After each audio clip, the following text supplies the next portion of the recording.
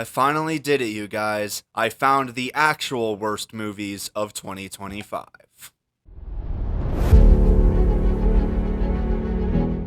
Hey guys, Caleb here from CDBS Studios, and if you are unaware by now, if you've missed my last couple of videos, September is the month for movie channels where I use it to catch up on all the movies I missed during this last summer. And during my marathon of watching all the movies I missed from last summer, or at least the ones I was interested in, I turned on two movies that I thought looked pretty interesting that I wanted to see what they were about.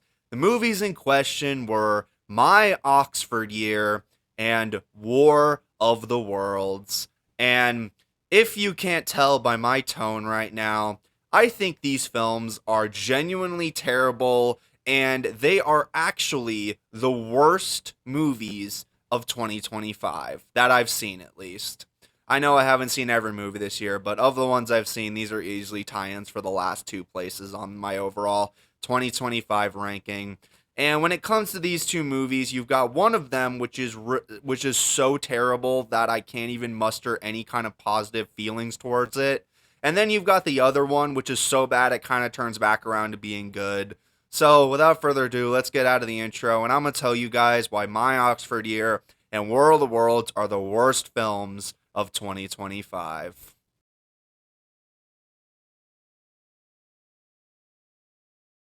I want to start this review off somewhat positive, so we're going to talk about the least bad of these two movies, that being War of the Worlds. This movie was so bad that it honestly made me mad that I tried to watch it.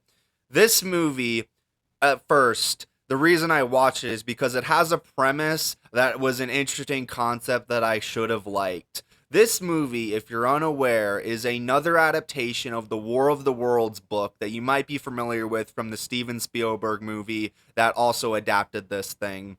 The premise of this movie specifically is it's a screen life movie, which if you don't know what that is, it means the entire movie is taking place from the premise of looking at someone's screen, and the movie's told through face cams, through text messages, through emails, through video calls. This movie, that's the premise of this movie, and honestly, when I first heard of that, I thought maybe I'd really like this movie because another movie that has the same thing, Missing, another movie that has the same concept called Missing, is one of my favorite movies I've ever seen, so I thought maybe I'd like it, but the premise is probably the only really interesting thing about this whole film. The acting in this movie is terrible. Because the movie is a screen life movie, you're seeing the whole movie through faces from like video calls and that, and I hate to be rude, but Ice Cube just does not have the emotional range in his face to portray the emotion of the scene well. Like, I liked him back in 21 Jump Street, but that's because he had his whole body to emote, and now he has just his face. Like, it's so obvious that it just is so bad because there's a scene in this movie where the aliens start taking all of the government data, and with that, Ice Cube's dead wife's Facebook account gets deleted, and when that happens, Ice Cube just gives the most stilted, disapproving head shake I've ever seen in my entire life, to the point where the scene is more funny than it is emotional. There's a scene where the aliens attack the city, and Ice Cube thinks his daughter has been destroyed by the aliens. That probably seems like an emotional scene, right? Where he would break down. No, it's just another stupid head shake. Why should I care about his relationship with the daughter or the son when he can't emote outside of anger at them? I don't know why I should be interested in these characters. And then I also gotta say that the story of this movie is atrocious. It's trying to be adapting the War of the Worlds story, but it feels like it's just a bunch of disconnected scenes that eventually come together to form a coherent narrative.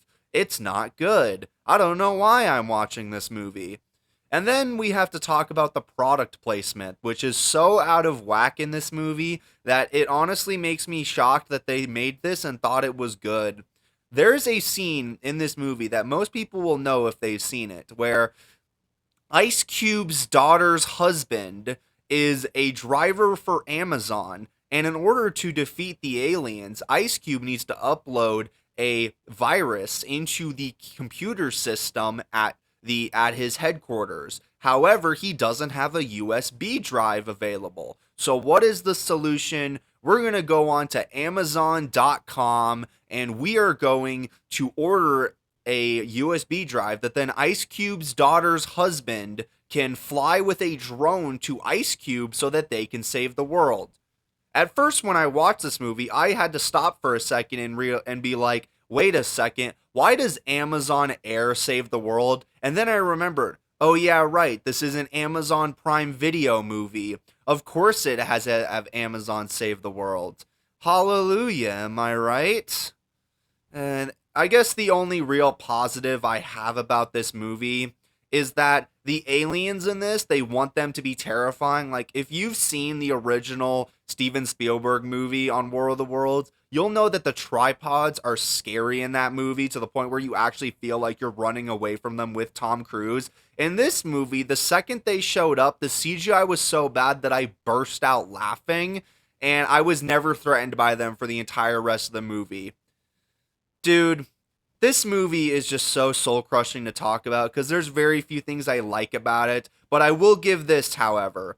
It is at least an entertaining movie where I didn't actively want to shut it off every single frame of the existence. I wanted to shut it off every maybe like 5 minutes, but you know what? It was at least enjoyable enough to where I kept watching for the full runtime. So this movie gets a 2 out of 10 instead of a 1 out of 10.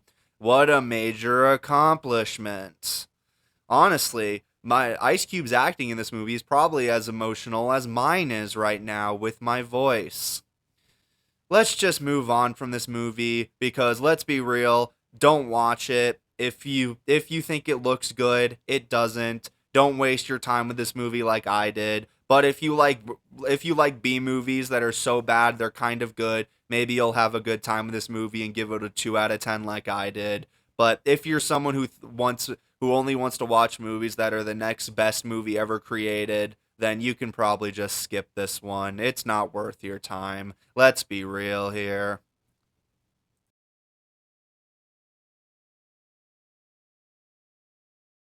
I genuinely don't think I can fully convey to you guys how much I hated this film.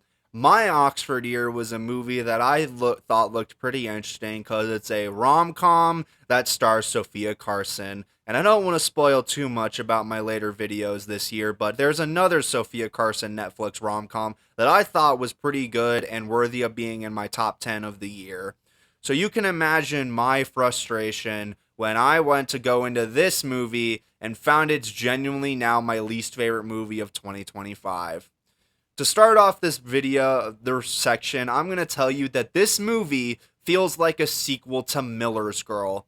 And right off the bat, if your movie's making me think about Miller's Girl, you screwed up somewhere. Like, I don't understand, as this movie involves Sophia Carson going to Oxford, and she ends up falling in love with her teacher. Yeah, that's the plot of this rom-com. And if you're anybody over the age of like 19, you're probably going to know that that's a really stupid premise and it's setting unreasonable expectations for people who are younger than the age of 18 who would be going to college in a few years, and you're setting their expectations in not a great way. Thank you, movie. I generally just want to know that this movie is also really bad in the cringy department. Like, every rom-com is gonna have those moments where they try to be comedic or try to give a great moment between the actors or the stars they're trying to get together, and it just turns into very cringy. This movie is just front-loaded with so much cringy humor and moments to the point where I was watching it and thinking to myself, how is it possible that Sophia Carson can leave the Disney Channel and make more cringy movies than everything she did while she was working for them? I genuinely can't state enough that I would much rather rewatch the Descendants trilogy than this movie, and that's saying something to be shocking. This movie's front half was so bad that I committed what most of you might say is a movie cardinal sin.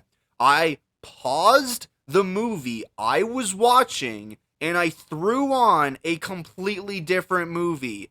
Yes, you heard me correctly. After enduring the first hour of this hour and 45-minute movie, I could not handle this anymore, and I literally paused the movie and went off of Netflix, and instead I went to onto Disney Plus and I threw on Wally, which yes was and yes, I got more out of the opening song of Wally than the entirety of the opening for the first hour of My Oxford Year. Wally's still a 10 out of 10, by the way, and honestly, I was happy I did it because it bleached my eyes from the insane hour I just wasted watching My Oxford Year. But then the issue came back to as the second after Wally ended, I realized, oh crap, I still have 45 minutes of My Oxford Year left to go. So I went back to watch it, and to my shock, the second half was actually better. It dropped the really disgusting premise that the first half hooked itself on and decided to tell a little bit more of an open story that I actually thought was pretty good. But let's be real, that second half is not enough to save this movie from the first half. The fact that the movie's first half was so bad it made me pause and throw on a completely different movie should just tell you that this movie is terrible. If you're willing to sit through the first painful hour of this movie, there's at least some semblance of quality in the back 45 minutes, but let's be real. Doing the first hour of this just to get to the good stuff is not worth it. It's like running the Fitness Gram Pacer test. They say it gets easier as it goes on, but let's be real here. It doesn't get easier as it goes on. Dude, this movie, it's just soul crushing, and it honestly just hurt me to talk about. So you know what? I'm gonna give the film a 2 out of 10, and let's be real here. That that two is only really coming from that back half of the film. If it was up to me, I would have given this film a 0 out of 10 for that first half. So the 2 out of 10 is the highest I can muster any kind of feelings toward this movie.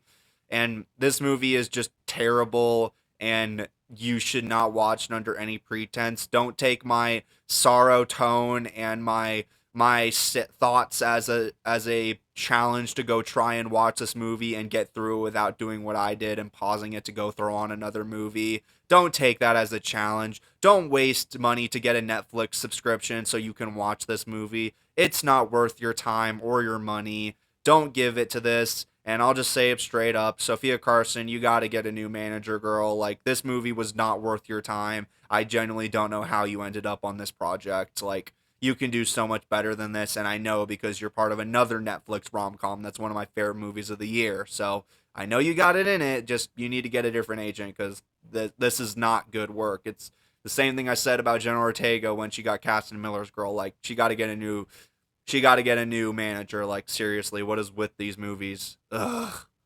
Basically, the bottom line I'm trying to get at is that these movies suck. My Oxford Year and War of the Worlds are such soul crushing movies to the point where I actually have them down in my bottom five of 2025 alongside Snow White and Fountain of Youth. Yes, I genuinely think both of these movies are worse than Snow White and Fountain of Youth.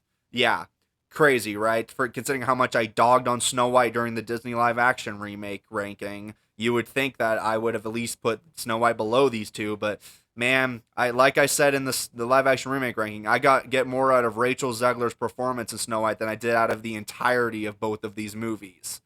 So yeah, congratulations, My Oxford Year and Fountain of Youth. You sucked out my time, and now you are the worst movies of 2025 to me. And I hope you stay down there. And I hope that I'm making this video more as a cautionary tale to tell you not to watch these movies because they are not worth your time in any semblance of quality.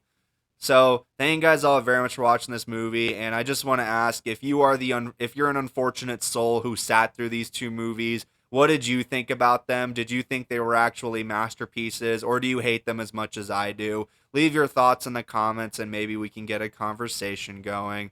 Without further ado, thank you guys all very much for watching this video, and hope to see you guys all in the next one. Bye, guys.